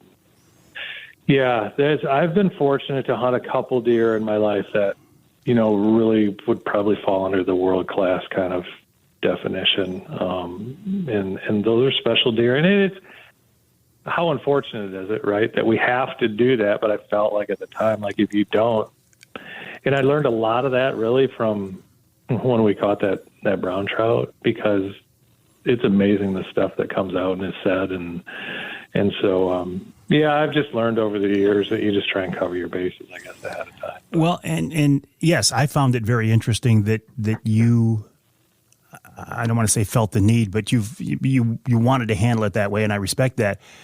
And yes, you think about the things that are said over a world record fish, and then you shoot a truly world-class whitetail, that's got to be exponentially more. I would think, in today's day and age, for sure. For sure. And listen, we don't have to, not to bring up other conversations, but I mean, we don't have to look too far for deer that have gone through the scrutiny of, legit or not, and all of that. And you mean a northern Michigan buck near Traverse City? I'm just randomly saying another deer. That's all I'm going to say. I think this is the 25th year of that Mitch Rampolla buck. Yeah, which is for me pretty hard to believe. Yeah, because it in a lot of ways, I remember hearing it on the radio up here the next day, and I'm like, what the heck are they talking about? And then it just like wildfire spread, and so I remember that, and I would have never guessed it was 25 years ago, but I did hear that a couple months ago. And I had Mitch on the show, the radio show, after he took that buck, and he told me the story. And back then, we didn't record our shows. Believe it or not, it seems crazy now. So I don't even have a record of that. But wouldn't that have been cool to have that documented? But, well, you talk about things that could have happened and didn't. That's one of them. Hang tight, Tim. Got to take a break here in the Outdoor Magazine show. We're talking with Tim Roller. Tim used to have Ultimate Outfitters Fishing. He's still an avid fisherman.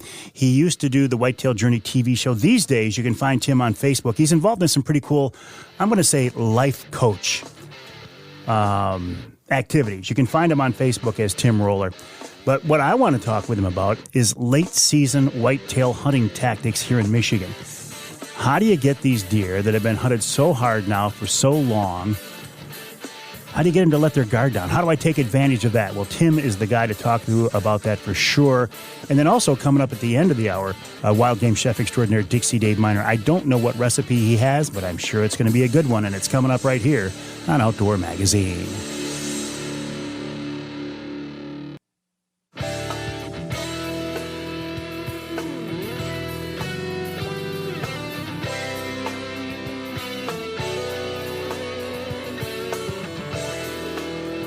You can hear the Outdoor Magazine show in Tawas on WIOS, that's 1480 AM, 106.9 FM. You can hear us in St. Joe on WSJM, 94.9 FM. And you can hear us in Houghton Lake on the Twister, 92.1 WTWS. This segment of Outdoor Magazine is brought to you by Boning Archery, Michigan-based Boning, a leader in the archery industry since 1946. 3/4 of a century. They continue to lead today, innovate, come up with new products, new manufacturing processes. Check them out online at boning.com. That's BOHNING, boning.com. Talking now with Tim Roller, a guy I've known for a long time, have much respect for. Tim, during the break here, I'm calling up, and isn't this crazy? I'm calling up our cell cameras from our lease property to see what's going on.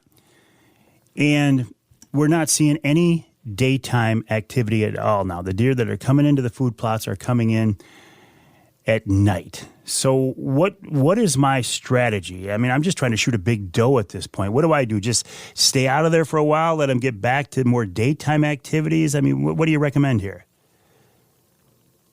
Well, one of the things that unfortunately is just things that we have to deal with here, you mentioned it earlier, there's 6 weeks of gun season.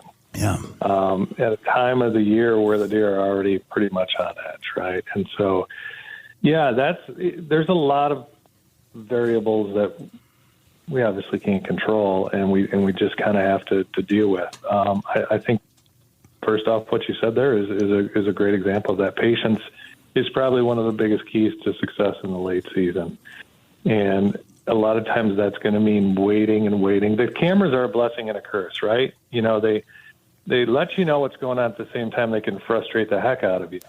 But this time of the year, they become so vital.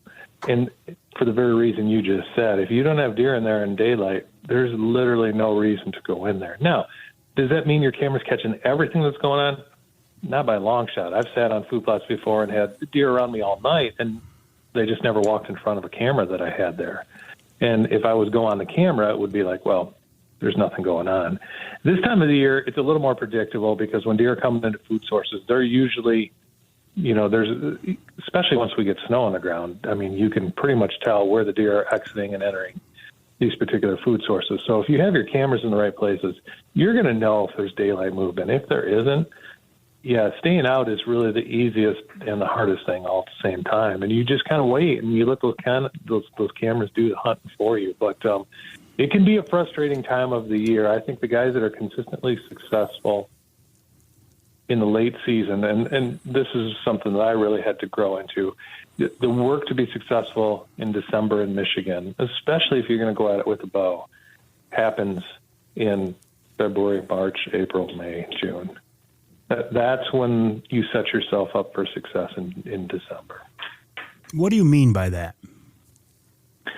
Well, I think you really have to, you know, once season's over, and really starting in February, I'll go into areas that, especially if it's a new area, that's when I'm trying to figure it out, right? So, because you can tell everything in the snow. You can tell where the major movement is. Now, late season movement can shift dramatically from, say, late December, late October, two completely different beasts in this state, especially depending on where you are and how much snow you deal with. These deer move around a lot.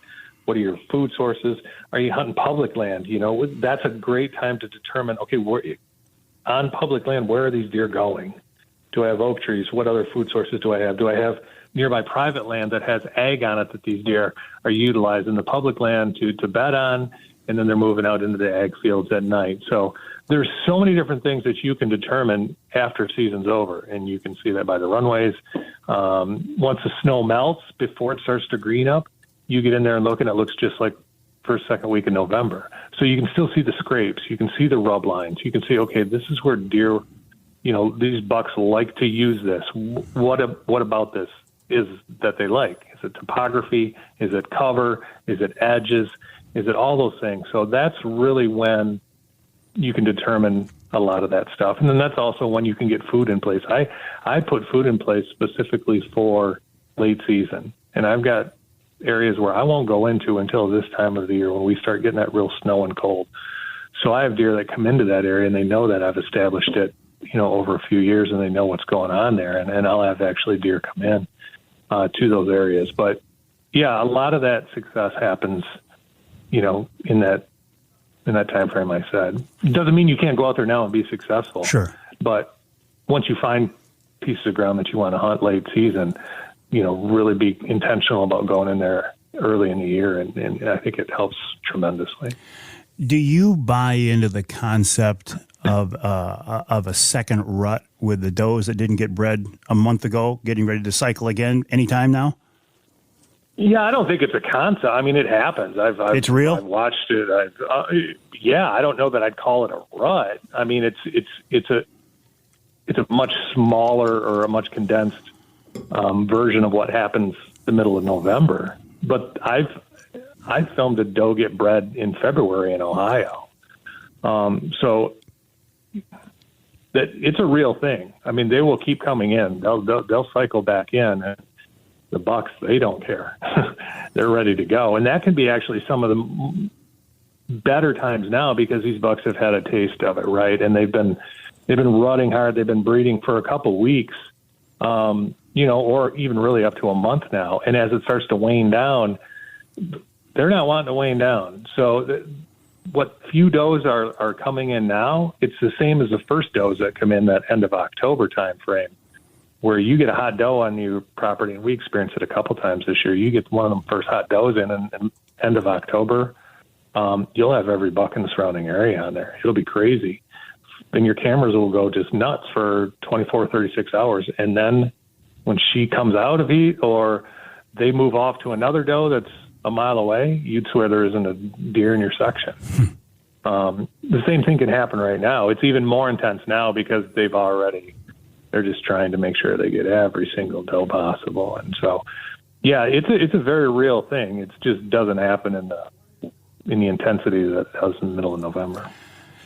So are we hunting food plots at this point? Are we hunting does at this point? I mean, what should I concentrate on? Should I concentrate on those food plots, or should I move back into the woods further?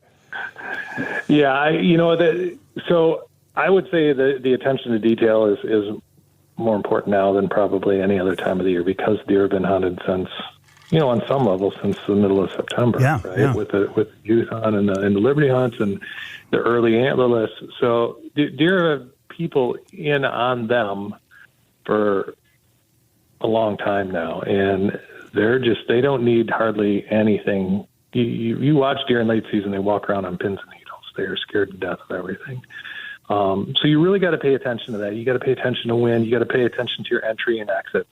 If you're alerting those deer that you're in there hunting them, even after you leave, if they have to cross over your entry and exit, that'll send them. They don't need a reason to stay nocturnal or go nocturnal at this point, or to change areas completely. So you really got to pay attention to the small stuff. And then, like I said earlier, I think patience is such a key. Now you wait for perfect conditions for your setup, and that's when you go in there, and that's when you only go in there, because otherwise, if you risk it right now, like I said, they just don't need a reason. Yeah. So food is always going to be your best if you can identify where they're bedding and get somewhere in between there. But I know I've screwed up, especially early on trying to be successful late season when I tried getting too close to bedding, and they got me. And like I said, it just doesn't take much for them now to completely booger out of an area or just change their pattern completely. I find it interesting that you use the word patience or maybe even discipline. It is, I mean, if I wake up in the morning and say, I'm going to hunt today, and in the back of my mind or front of my mind, I'm thinking, okay, I got to get my work done because I'm going to go hunting tonight. But it's a bad wind. I shouldn't go. But I want to go because I've been thinking about it all day, and I can't go tomorrow and I can't go the next day. I want to go hunting today, but it's a bad wind. I should just stay the heck out of there. Well, and that's where I'll go back to that time frame early on in the year, is getting multiple pieces of property to hunt.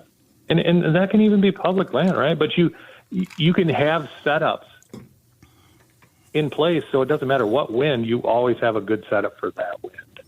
So it always gives you options, right? You want to have options. If you're relying on one spot, yeah, you're going to be a slave to what's going on with the weather and the wind and all these different things, food sources and that. But the more options you have, the more opportunities you have to get out there. Yeah, that's a good point. Yeah, you're opening my eyes, which I kind of knew you would in this conversation. I mean, we got leased property. We have several food plots on there, but we're also adjacent to state land. Now, I haven't wandered over into that state land, but maybe that's an option I need to take a look at. I would guess a lot of the deer that you have in there are obviously utilizing that state land as well. So, if they're showing up late to your food plots, you can bet. Now, again, it's risky during season, but as soon as the season's done, if conditions are okay for you to do it, and I mean by that, it's just not frigid cold, but there isn't 3 feet of snow. But if you're able to get out there, follow those runways from your food plots or your food sources, whatever it may be, anyone's hunting, see where they go. They'll take you right to beds. Mm-hmm. I mean, if you're able to stay on them and access the ground that they're going on, you'll see what they're doing. And next year you might be able to go, well, shoot, I can go 200 yards this way, and I'm still 200 yards from where they're bedding. But they might be getting to that place in daylight and just staging up and waiting before they come into the food source that you're sitting on. So that's where that intel, after season can really help you and get you to where they are in daylight. And sometimes it's just a matter of minutes, right? But that's all it takes. Yeah, minutes, and maybe not too much of a move in distance either. But I don't know. It's interesting. You've got me thinking about it a little bit more. Listen, I never claimed to be a great deer hunter. I just kind of got back into it the last few years here. So I enjoy having a conversation with a guy like you, Tim, who can help me kind of look at big picture and kind of readjust my mindset. And I appreciate it, buddy. Oh, it's always good talking to you, Mike. All right, well, listen, a good rest of the season to you. Good luck in all your other endeavors, and we'll talk again soon, Tim. I appreciate you, buddy. All right, Tim Roller, you can find him on Facebook. Listen, I don't want to do a commercial for Tim, so I don't want to get too much into what he's talking about right now. But it's a lifestyle. It's a health type coach. It's just looking at the world in a different way and trying to take advantage of the most of it. And I don't mean in some weird, psychobabble kind of type stuff. No, it's good, solid, healthy information. Find him on Facebook. You'll know what I'm talking about. Tim Roller on Facebook. We'll take a break here in the top of the hour. No, we'll take a break here. Not top of the hour. Avery, you're well into hour number 3 here. Where are you going? You going to do 4 hours this week? We could do it. There are some weeks we could do 4 hours, but not this week. We'll take a break. A few more things to talk about before we wrap it all up with Wild Game Chef Extraordinaire Dixie Dave Miner here on Outdoor Magazine.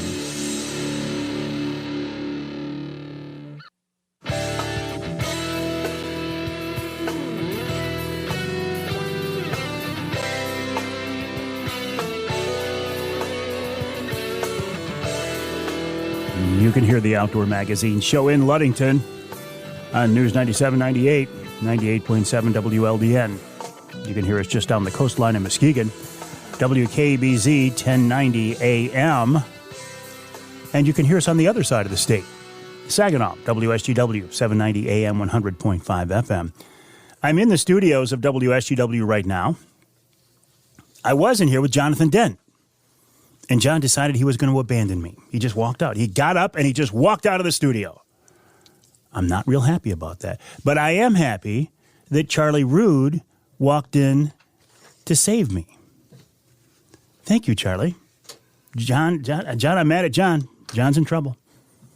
But Charlie, thank you. This segment of Outdoor Magazine brought to you by Reader Landscaping. Reader can take care of your lawn and property because it's your nature and our nurture. This time of year, you're thinking, what do I need Reader for? Well, I'll tell you what you need him for. Number one, you got to start thinking about those springtime projects next year, right? I got a couple of projects for the guys, and I want to get on the list now because springtime is going to get real busy. Also, I've got some dormant pruning I want them to do. This is the best time to be trimming your trees because obviously there's no leaves. They can see the structure. They can see, they get a better look at things. I want them pruning these things right back down to almost nothing, and this is the best time of year to do that. It's not too late to talk about your holiday displays for your porch or your patio or whatever. Reader can take care of that, and you know what? They can even take care of your snow removal for your residence or your business. Kind of a one-stop shop for everything for your lawn and property. Check them out online at readerlandscaping.com. That's readerlandscaping.com. Really enjoyed that conversation with Tim Roller. I was texting Tim during the break here, and I said, man, you make it seem all so obvious and so simple.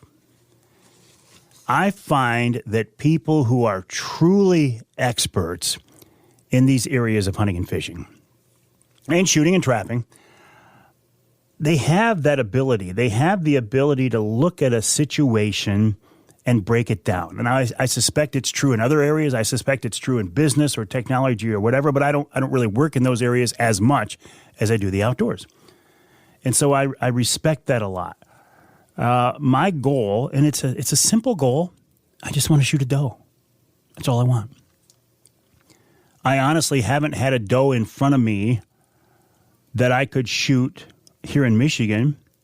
Just one, and she was across the fence, across the property line. So, of course, I couldn't do that.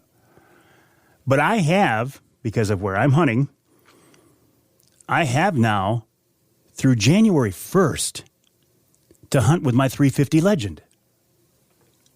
Isn't that crazy? So I'm thinking, yeah, this is kind of cool if you want to take advantage of the opportunity. And Tim says, yeah, it is. But it's also kind of what the problem is. Because you've got deer that have been hunted now since mid-September with the youth hunt. And don't get me wrong, I support the youth hunt. I think it's great. But these deer have been hunted for months now, and they're going to get hunted for another month yet. No wonder they're coming into the food plots after dark. No wonder they're nocturnal. No wonder. No wonder they're worried. They should be. I was out the other night, and it was cold. I thought, well, it's so cold now, and it's snowy. Maybe this will bring them into the food plots during the daylight. I thought, I'm good. I got a heater at my feet. I'll be fine. About an hour into the hunt, hour into my sit, my heater runs out of propane. Next time I go out there, I'm going to have a bigger canister, that's for sure. Blatant plug here. I am trying to boost my Instagram numbers, my Instagram presence. I use Facebook a lot, and I have a very good, strong following on Facebook, and that is where I will continue to do most of my social media stuff. But I want to get a bigger presence on Instagram. So if you are on Instagram, please, can I ask you a simple favor? Go over to Mike Avery Outdoors. It's Mike Avery Outdoors on Instagram. And I don't know if it's a follow. I don't know if it's a like. I should know that, but I don't. But do whatever you need to do to help me boost my numbers. I'd appreciate it. It's just something I'm working for. Also, if you have heard the wrong Outdoor Magazine show or the wrong hour of the Outdoor Magazine show here in the past few weeks, I apologize. But it's not on this end. We have apparently been having some technical problems with satellite. And our stations are getting the wrong shows. It's just one of those things. Things happen. Mistakes are made. Equipment malfunctioned. I get it. I'm not calling anybody out. But I'm telling you that if you hear a repeat show, it's not us. I have not repeated a radio show in 30 years. And I will not if I can possibly humanly avoid it. So I take your time too seriously. I take this job too seriously. I'm not going to repeat shows. So if you hear what is obviously a repeat show, and this is the only time I'll ever ask you to leave your local radio station, but if your radio station is unfortunately playing a repeat, you've always got the podcast. Check out the podcast version of the show. You can find the podcast absolutely everywhere. And finally, my website, MikeAveryOutdoors.com. My email address, Mike@MikeAveryOutdoors.com. Don't forget to join us. Don't forget to reach out to me. I'd love to hear from you. And this Wednesday coming up, we're going to do a Wednesday night live at the Lumberjack Restaurant in West Branch. You still might be able to sneak in. Call 989-343-0892 for reservations, 989-343-0892. Charlie, I think am I wrong time here? Are we good? 0892 for reservations. We've only got just a few of them left, but maybe you can join us. We're going to have a lot of fun people with us, and we're going to have some great giveaways as well. We'll take a break here in the Outdoor Magazine show. When we come back, we'll wrap it all up with a guy who's actually going to join us at Wednesday Night Live, but he's not cooking this time. He's going to join us as a guest. His name is Wild Game Chef Extraordinaire Dixie Dave Miner, and he'll be with us after the break right here on Outdoor Magazine.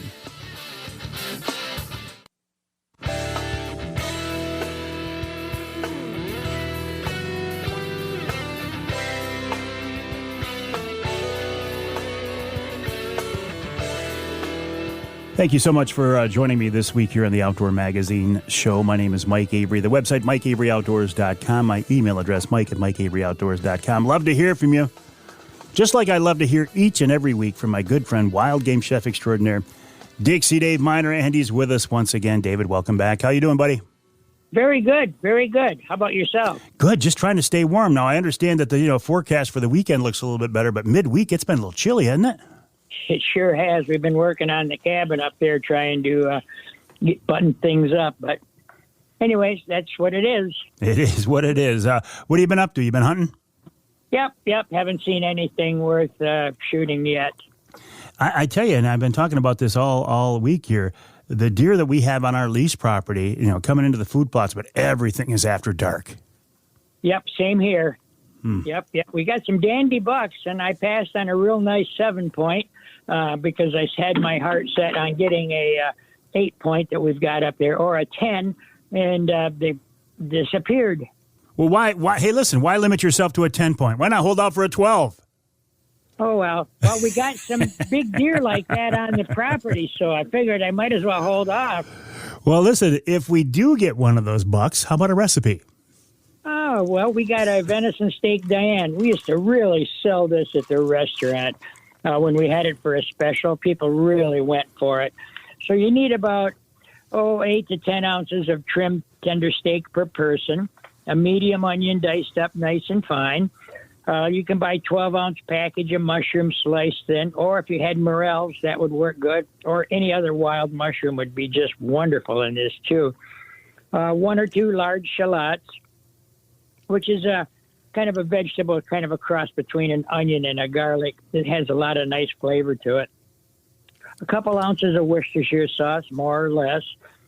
2 or 3 pats of butter. And you're going to use this at the very end, and it's going to velvetize that sauce like we used to show on the TV show. Mm-hmm. A jar of beef gravy. A couple ounces of brandy or bourbon, either one you like. A couple of cloves of garlic diced up fine. Need a little bit of olive oil, flour to dredge, and you're going to grate fresh black pepper all over everything. So what I would suggest to do is you're going to pound the steaks out with a meat mallet. You're going to grate the pepper over it first and then put it between 2 sheets of plastic wrap to make it thinner and more tender. And that's going to drive that peppercorn, ground up peppercorn into the meat too, which is going to give it a lot of flavor. You're going to dredge the meat in flour and in a very hot pan with a small amount of olive oil. Brown it on both sides. Remove it. Take the steaks out. You might have to do it in a couple of batches, and most people wouldn't have a pan big enough to hold 4 of these steaks. So take it out while quite rare. And then in the same pan, you're going to add the onions, the garlic, the shallots, the mushrooms, and you're going to saute that over low heat for just a little while, stirring constantly so it doesn't burn or anything like that. Return to high heat, flambe with brandy away from your stove. And when the flames subside, you can add the Worcestershire sauce and the gravy. And you want to reduce that down, by about half, I'm thinking. Put the steaks back in the pan, cook it till the desired tenderness, which should be rare. And remove the steaks to a warm plate. Add the butter after you take the steaks out, and stir it in a circular motion, and that's going to velvetize that sauce and make it real nice and shiny and have a lot more eye appeal than kind of just plain looking. This is a French way to make a sauce more eye appealing. And you can serve this with just about anything you want. It goes really good with potatoes or Noodles. I remember this. I mean, it sounds great, and I can actually remember seeing it as well. It is beautiful. You mentioned shallot, kind of a cross between an onion and garlic. If I leave that out, because I'm not a big fan of either taste, if I leave that out, does it screw the whole recipe up? No, it does not. It's just an addition to the flavor base. If I add more peppercorns, does that help? Oh, yeah. I love peppercorns myself, and I know you do, too. You know me. My wife Denise gets so mad. She'll make this dinner, and it looks wonderful, and I know it's going to taste great. But even before I taste it, I'll put more pepper on it. She's like, you don't even know. And I was like, yeah, but a little bit of pepper is good, so a lot of pepper's got to be better. It's got to be a lot better. So how's your sales going for the meal on Wednesday? Well, I was saying I think we're just about sold out. In fact, by the time people hear this, we may well be sold out for the Wednesday Night Live at the Lumberjack Restaurant. But I'm going to give out the number anyway, 989-343-0892, 989-343-0892. We might have a couple of spots left, but I look forward to seeing you and Terry there. Okay, yeah, we'll be there with 8 or 10 of us. Oh, just a little group, huh? Yeah. People that used to go to the ones at the restaurant all jumped in on it. As soon as we said something about it, boom, they wanted in on it. Wonderful. I look forward to seeing you guys there, Dave. Okay, same here, Michael. It's nice to see you. All right, good to see you as well. Wild Game Chef Extraordinaire Dixie Dave Miner, a big part of the Outdoor Magazine show, as are you, because if you weren't listening, there'd be no reason to do the show, and I don't know what I would do, right? Listen, I'm not ready to retire yet, and this gives me something to keep me occupied. My name is Mike Avery. The show is called Outdoor Magazine. The website, MikeAveryOutdoors.com, MikeAveryOutdoors.com. The website, Mike Avery Outdoors, yes. The email address, mike@MikeAveryOutdoors.com. I am wishing you a wonderful week. I am wishing you a wonderful Christmas season. It's not too early to start thinking about, no, it's just a few weeks down the road, right? Coming up fast. And I hope you get a chance to take advantage of this last month of the year to not only celebrate Christmas, but get out and do some hunting and fishing as well. My name is Mike Avery, and I'll talk with you next time right here on Outdoor Magazine.